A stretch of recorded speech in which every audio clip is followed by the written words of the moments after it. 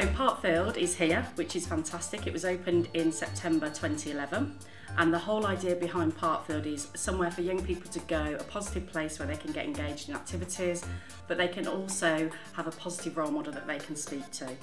Of an evening we get about 150 to 200 young people outside on the skateboard park and the BMX track, and also coming in to do activities here. And for them this is exactly what they wanted. They wanted a skateboard park, they wanted a BMX track, they wanted an inside area where 1 minute they could be dancing, singing, the next minute they could be kicking a football around. We added a cafe facility, and then we've also added in the music studios, and we've got a fantastic IT suite which is completely Apple Mac kicked out. It's unbelievable.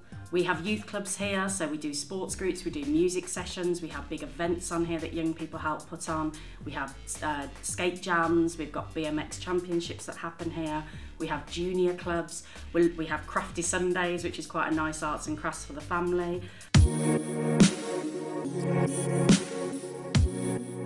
The history of Parkfield is really about young people taking ownership and being involved in decision making around how to spend some money that the government was distributing via the lottery.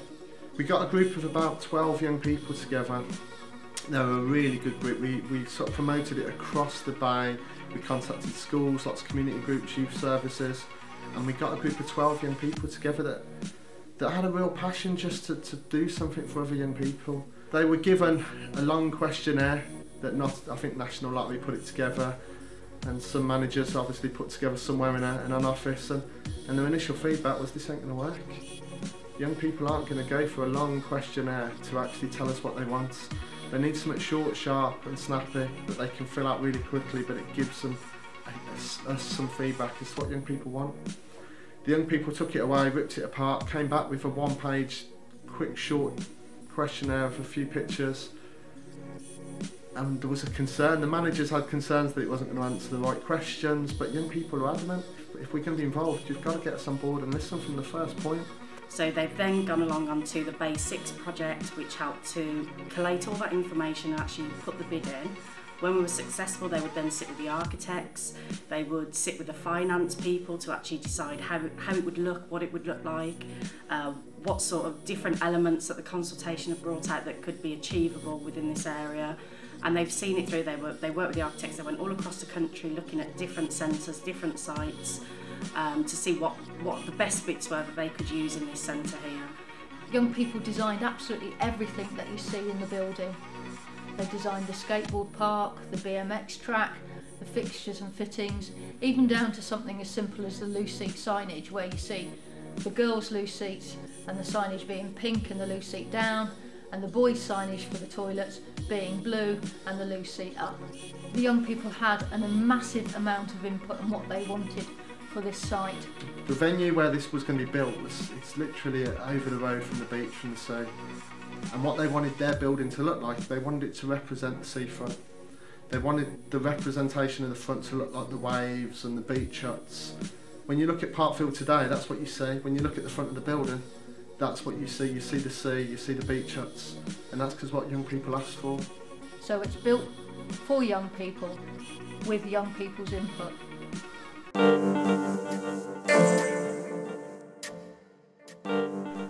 We have some amazing young people that work with us that have been with us right from the beginning, and they were perhaps starting to get involved with the youth service through a youth club or through a youth parliament, or they were just interested in doing some activities. They then saw the consultation that went out through the schools and decided they wanted to be a bigger part of actually making this happen. We have young people that were very much excluded from society or from school, really struggling in life, that came on board and were part of the Parkfield experience. We've got one young person that, well, we've got several, but one that's now volunteering with the youth service and has a clear passion and determination to go on to become a youth worker. We're talking about a young person that, by her own admission, was low on confidence, that had been bullied at school, that had a very kind of, not a sheltered life, but didn't leave the house as much as she'd wanted, and she was desperate to get out and do more things. Knew that her life had so much more to offer, but due to confidence and experiences at school, wasn't at a point where she could access that. Now I'm changed quite a lot. I now have confidence and believe in myself. I was a completely different person. Like, I wouldn't go out and I wouldn't really talk to no one. I started getting some confidence back and started talking to more and more people. There's like quite a lot of people that don't have many confidence, and that knowing that if I could do this, then hopefully they can see what I've done, then they will be more confident and believe in themselves.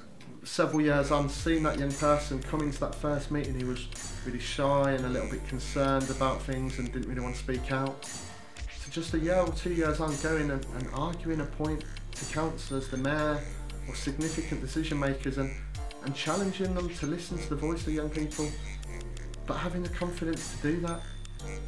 If you look at her today, 3 or 4 years down the line, she's a completely different character.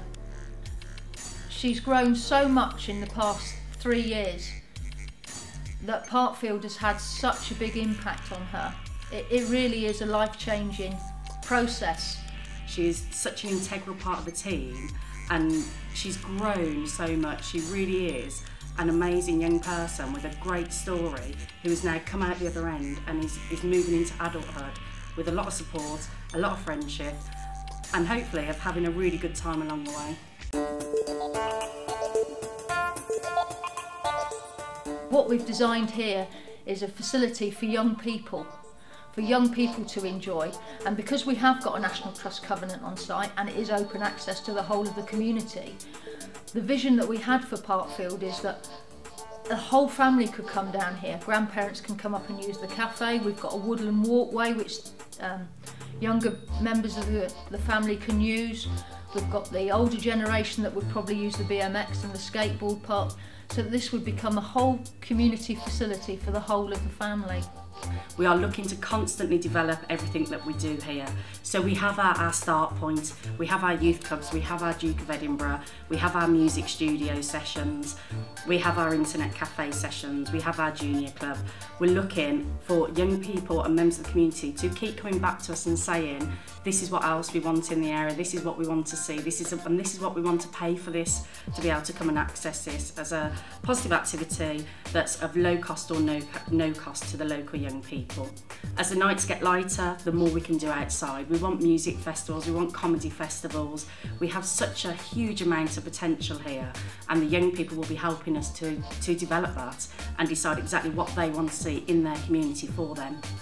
For me, Parkfield's not just about the here and now, it's about the lives it's changed, the journeys that people have been on just to bring it to the bay, and about the lives it's going to change in the future, because we've got somewhere that's safe and secure for young people to go to. We've had so many young people access the service in just the first couple of months that have been homeless, made homeless, that have got serious issues at home, in some cases that are more serious issues that they need support here and now. And we'll never know where they'd have gone if Parkfield wasn't open. But right now we know they are walking through the door, they are talking to the workers, and we are being able to signpost them to further support if needed. And for me, I think Torbay can only be a better place because we now have this facility.